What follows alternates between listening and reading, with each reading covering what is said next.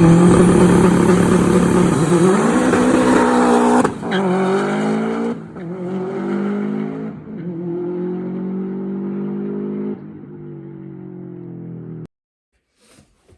evening, everybody. Welcome to another instalments for the YouTubes. So I'm sure you're all eager to hear how we got on at Brands Hatch. Overall, as you will have seen from the time, the leaderboards, we had an absolutely fantastic weekend overall. We had a little bit of an off. I'll put it in the screen now, but nothing too bad.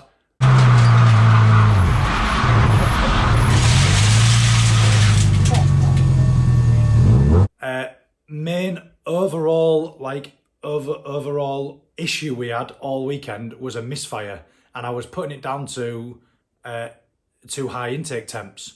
Just there's a lot of chaos that goes on at the events, and it's a real you can overlook things easily is what I'm trying to say. And yeah, schoolboy error on the after the Saturday. Every time I went to turn the boost up from about 1.8, 1.9 bar, it was coughing and spluttering, and it was so frustrating because as you come towards the final, the end of the day, and you wanted to turn the power up, to get that fastest lap in, it was just bang, bang, bang, coughing and spluttering. I'll put a video in the screen so you can see what I mean.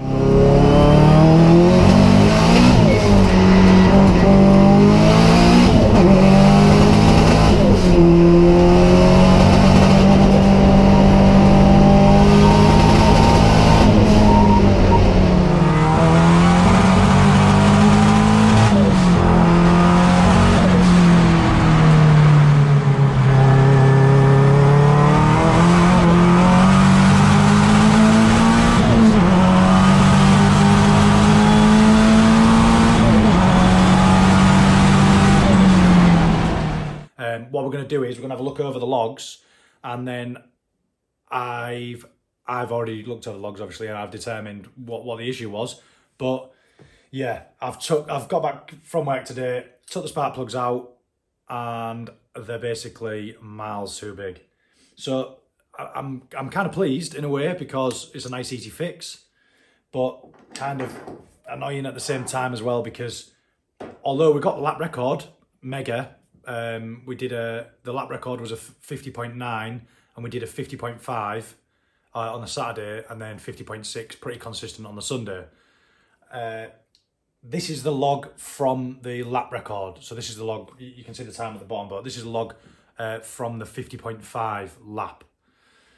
But yeah, as you can understand, highly frustrating because possibly, touch wood, if everything came together, we could have had a faster lap with the additional power. So to give you an idea, roughly, if you remember from the dyno day, at 1.9 bar, we're around about the 500, and it pulled a 584 brake, if you remember, on the dyno. Then we went up, like Cal 4, it goes up incrementally from that. So Cal 4's like 2.1 bar, and then on 2.3 bar, and then anyway, irrelevant. We couldn't go up any higher in boost because of this gap plug gap even. So let me bring you in, and we'll get a feeler gauge, and I'll show you exactly what the plug gap is and what the plug gap should be. Right. So I've got these in order. So roughly, are they 1 and 3 and 2 and 4? 2 and 4 and 2 even. Anyway, that's not really relevant. So there was another issue that I found before I go into plug gaps, and this is what it is. You'll be able to see there. The ceramic insulator on the actual plug is cracked. It's got a big black line there, got a big crack in it. And these were brand new with the new engine, the new iteration of engine that's just gone in. So that would have been helping things, but that could have been because of the plug gap being too big. It's trying to bridge through. I don't know. Anyway, it might be just from me, being useless cracking them. But the plug gap on a standard, this is a standard STI plug, so NGK PFR 7B. The WRX comes with a 6B, so there's one heat, one range hotter plug. This is a 7B. with the ethanol that we're running, this is perfectly fine, in terms of temperature. So you can see the plug gap's massive. So what these are meant to be gapped from my research, is 0.7 mil from factory. It's having a bit of a meltdown, this camera. I don't know what to focus on, does it? So yeah, these are meant to be gapped to 0.7 mil. So if we get, this is just a normal feeler gauge, with a thousandth of an inch and then millimeters on. So if we go to 0.7 mil, which is 28 thou, and we check that gap, if it'll focus, we check that gap there, it's still got loads of play. So that's telling us that this is gapped larger than factory. So this is schoolboy error, as I say. I've just bought the plugs and put them in, and I will have had 1,000 other things on my mind, and I've just forgotten it. But anyway, let me turn the flash on. It's miles better.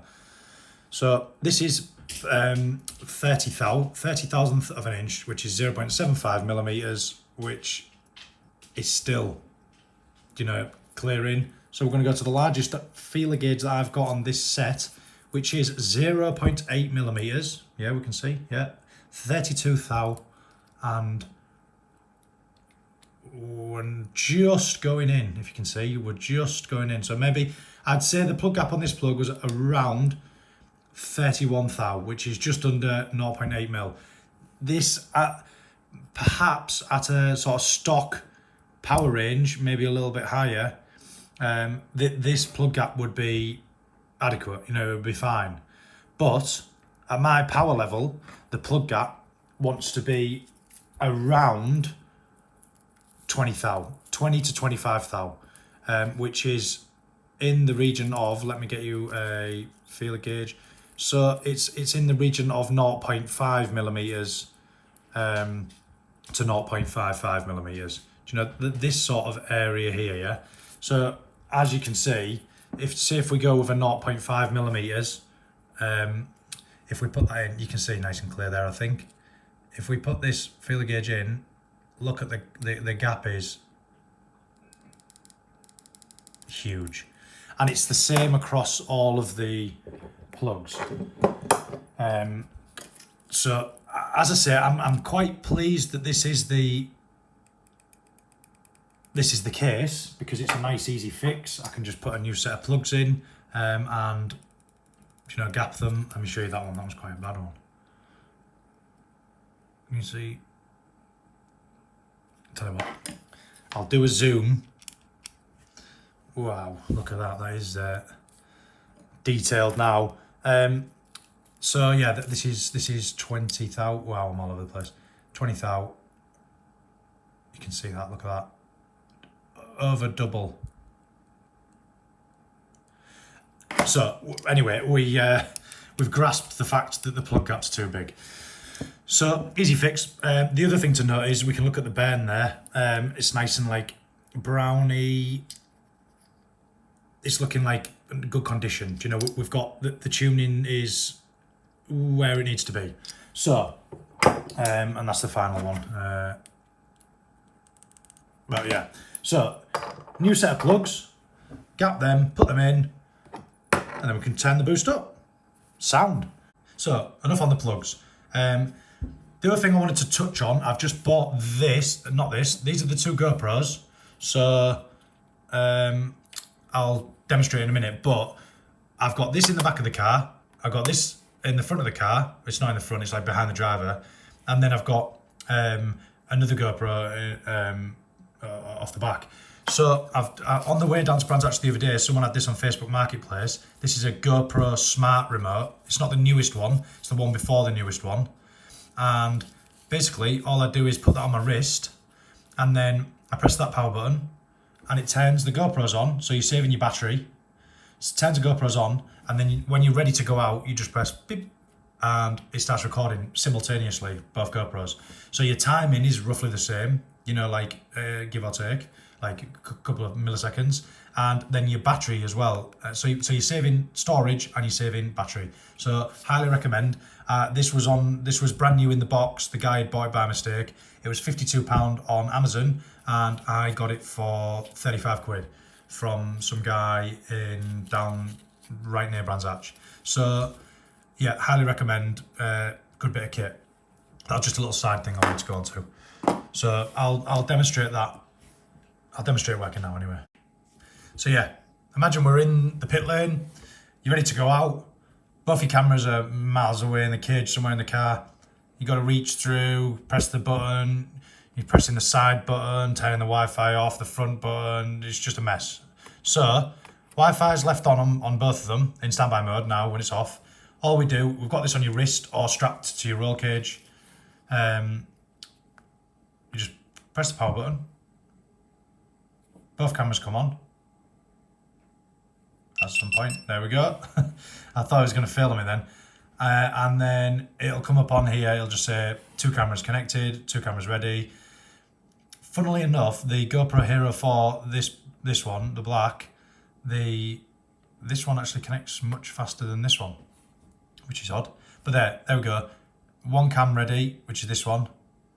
And this one, eventually, when it connects, it'll come up, it'll say 2 cams ready. 2 cams ready. So then we just press this button there. There we go, both recording. And you can go through and change the settings. You can, you know, all sorts, just on the fly. So, and they're pretty, as you can see, you know, pretty responsive, to be honest, for a Bluetooth connection. And then we just hold the power button, saving your battery. So yeah, top tip of the day. It's not meant to be a video about this, but I just thought I'd recommend this little bit of kit. Spot on. Anyway, moving on. So this is the Civex data in S-View of, this is the record, the new lap record set in lap data. So since this, excuse the, let me just unplug that. Excuse the fueling. I'll explain that in a minute. We've changed that, and I'll show you on the logs what that's changed from here. Basically took about 8% of the fueling out. No, 9.2%. Anyway, on the top graph here, we've got knock levels, cylinder 1, 2, 3, and 4 knock, which is these squiggly lines here. And then we've got manifold absolute pressure. So that's the total amount of boost, you know, with the atmospheric pressure going through the engine. RPM, blue line. Throttle position sensor, the other line that's open full all the time. Second one down, engine oil pressure. And I'll go through these individually. And then these ones you don't really need to know, but variable valve on the inlet on bank 1 and bank 2, so left and right under the engine. And this is the actual target, the actual degree of what the inlet cam is advanced. Then we've got wastegate final duty, so that's the duty that's been applied to the gate through the max solenoid, and then the wastegate manifold absolute pressure target, so the target boost level. So to explain this, we started off at the beginning of the lap. This is on the Saturday. We're in Cal 4 here, so we're targeting 2.1 bar, which corresponds down here. If we look, I've got it progressively ramped in, you know, the target levels to try and save the gearbox. But up at the top of the top RPM, we're targeting sort of 2.1, 2.2 bar. And the boost is pretty sporadic, you know, it's all over the place. If we look at this here, so we'll zoom in. As I'm coming up onto peak sort of volumetric efficiency, you know, like sort of the area where the engine's got the most airflow going through. Let me just get rid of that so we can see. So this area here, we can see that the RPM is really unstable. It's not good. It gets a bit better up here, but this area isn't good. So this is where the misfire is happening. So as I said, we've got it in Cal 4. We're targeting 2.1, 2.2 bar, 620, 630 horsepower, that sort of area. And so I've started the lap in Cal 4. I've soon realised, look, we've got all this misfiring and spluttering and coughing. It's horrible. We can't do anything with it. Let's turn. Let me zoom out. Are we zooming out? Oh, sorry, I have to make a selection to zoom out. So we then turn the boost down to, let me just zoom out to the actual lap. So we've got it in screen, the actual, this is the actual lap.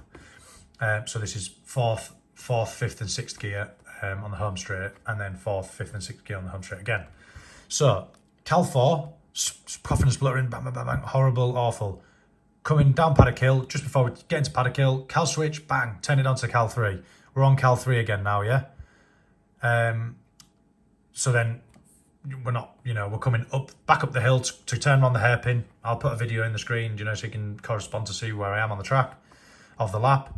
So then we're in Cal 3 here, and we're targeting 1.9 bar. We can look at that down here, corresponding, targeting 1.8, 1.9 bar at peak, which is fantastic. We've nearly eliminated all of the, if we zoom in here, look, stable RPM, like nice and not linear. Well, it is sort of linear, but there's no like, coughs and splutters. I'll put it in the video. But yeah, nice and linear. So we've got a sweet spot. We've got an area where it's not misfiring, and it is that 1.9 bar of boost area. And this became apparent through the weekend. This is why we left it at 1.9 bar in Cal 3.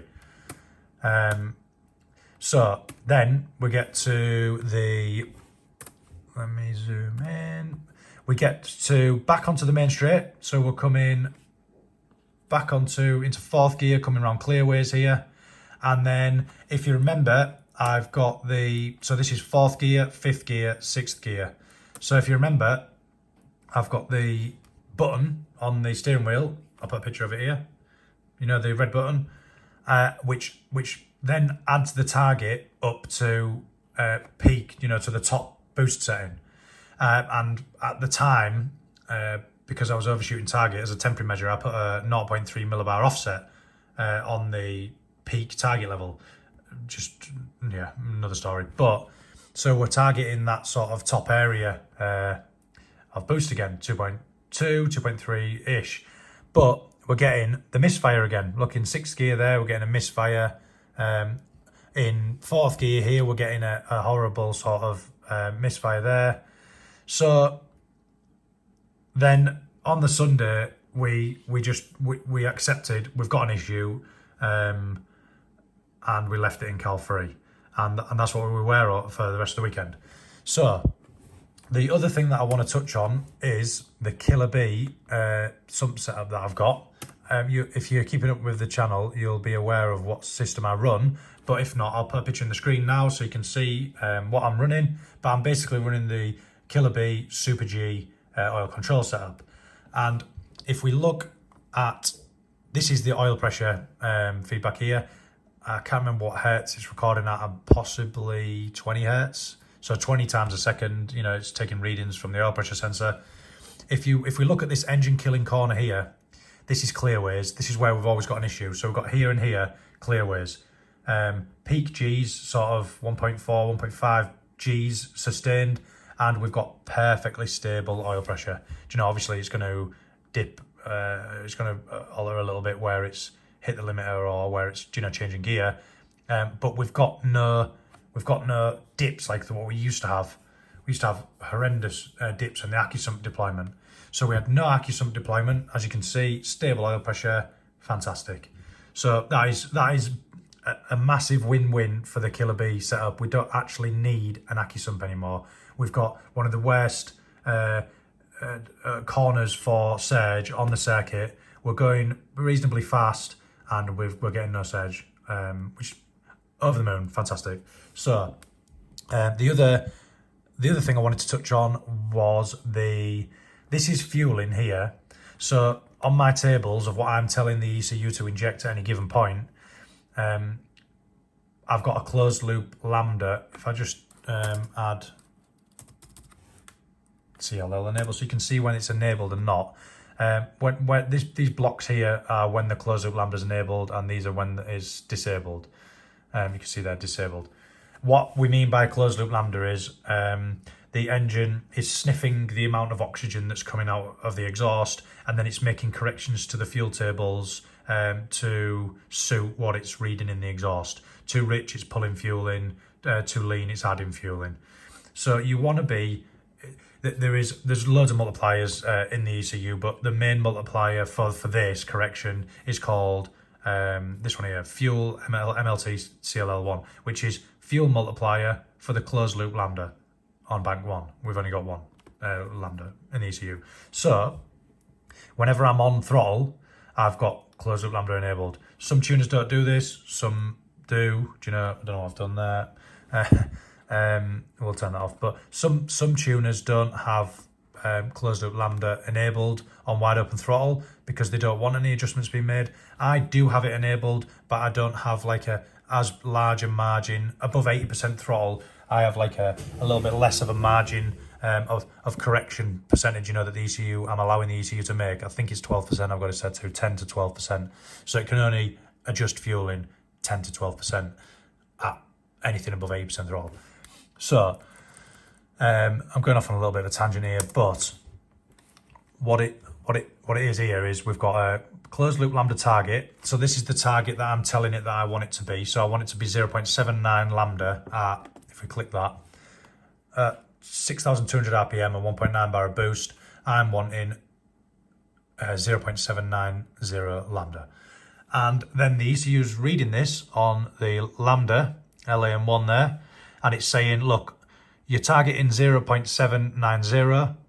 I'm reading sorry, not 7.090, the 0.790, yeah. I'm reading 0.799. So what that's saying is it's a little bit fat in fuel on that given point in that table. So then it'll come back and it'll say, apply this multiplier so that the actual lambda reading is on target to what you're telling me, you know, that you want. And so what we can see from this here is it's adding an 11.5% fuel multiplier to the fuel tables that I've set at that given point. So all I did at the time was I went in and I added, I'll show you, just back in Escal now. I am aware I'm going off on a little bit of a tangent here, but I just thought it's all information, and it's all useful information. So we're in the fuel in here. I've just gone into global multiplier. So this adds or takes away fueling globally. So it takes it off the whole of the fuel table. So I've gone in here and just for an easy fix, so to speak, so the ECU is not having to work as hard to, you know, meet that target AFR. I've just added a 0.92. So I've basically taken 8% out of the fueling. And I'll show you one of the logs from the Friday to show you what that does. This is the log from the final. Sorry, it's a bit all over the place, but you get the idea, I think. So this is a log from the final on the Sunday. So this is round 4. This is the second fastest lap of the weekend. Well, not the second fastest, but this is the log from the video on YouTube, the 50.6, whatever it is. So I've taken, as I've just shown you in SCAL, I've taken 8% out of the fuel tables. So then this is target fuel, target AFR again.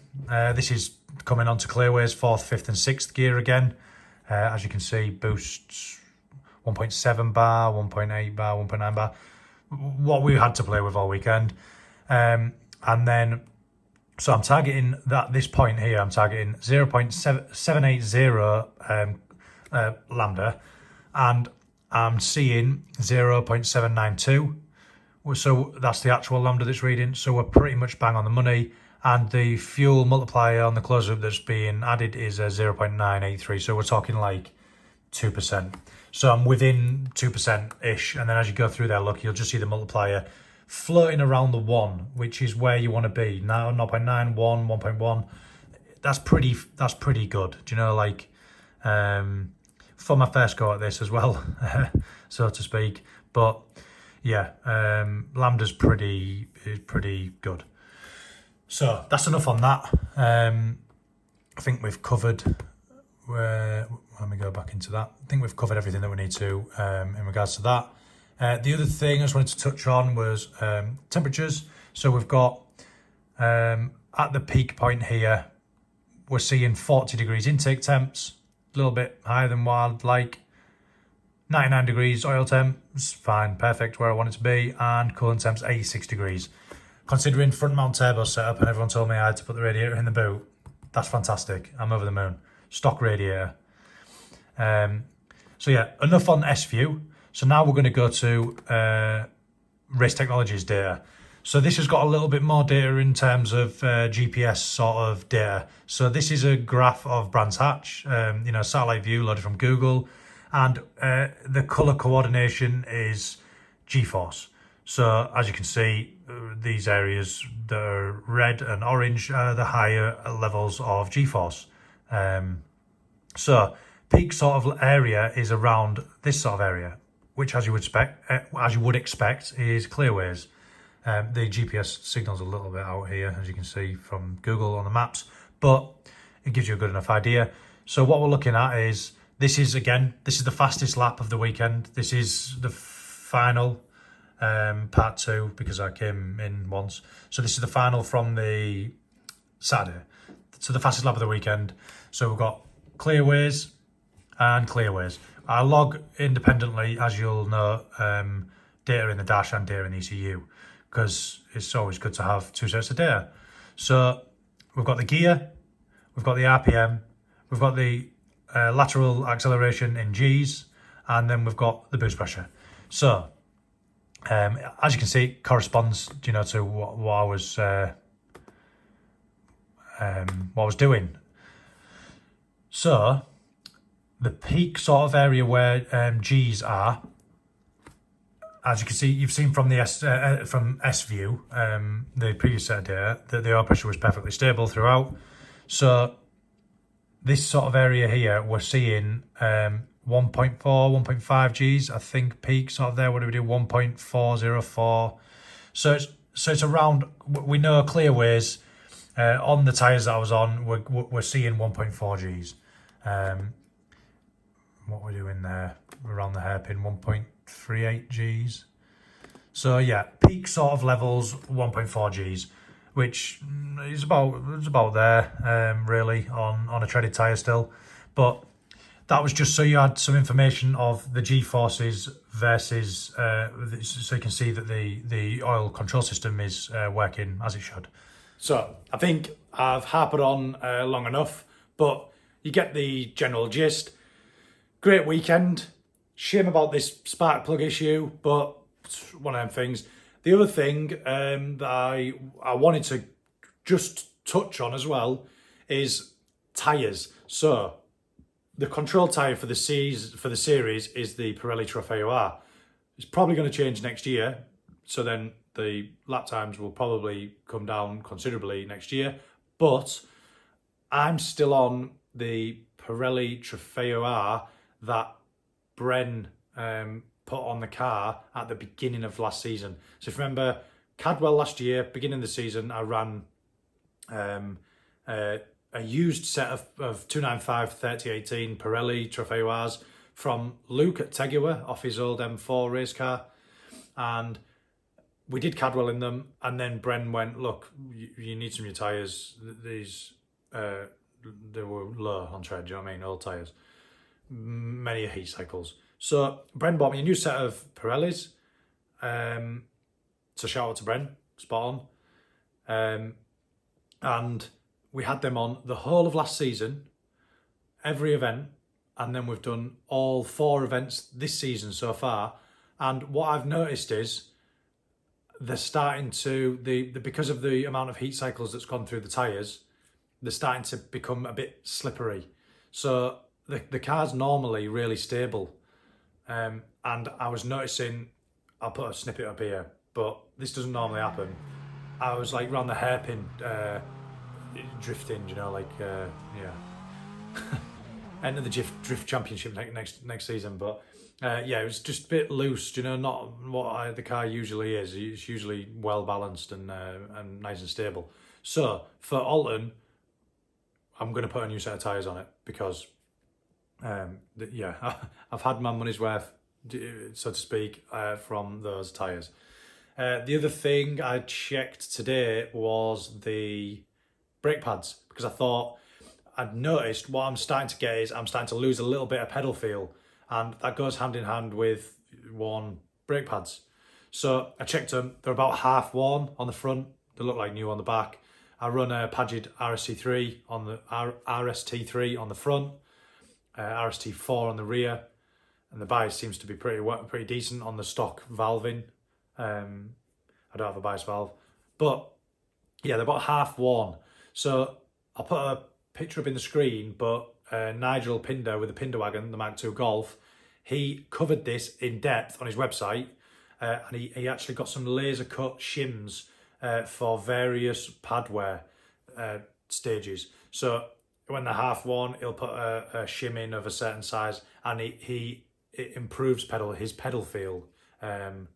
But that might be something that I might look at because they're relatively cheap to get cut up. I'll put a scroll through of his, you know, like vlog sort of thing, not vlog, but you know what I mean, blog would be the word probably, of his blog on the side of the page here, so you can go to his site and have a read through when you get a bit of time. So yeah, that might be something that we're going to look at doing. But other than that, maybe a new colder air intake and the spark plugs before Alton, which is in 3 weeks today. So it's Saturday the 16th, Alton Park is. So yeah, that's all I've got to say. Just wanted to update you all, keep you in the loop, and yeah, tune into the next video, and I don't know what we'll be doing, but yeah, I'll see you then. Take it easy.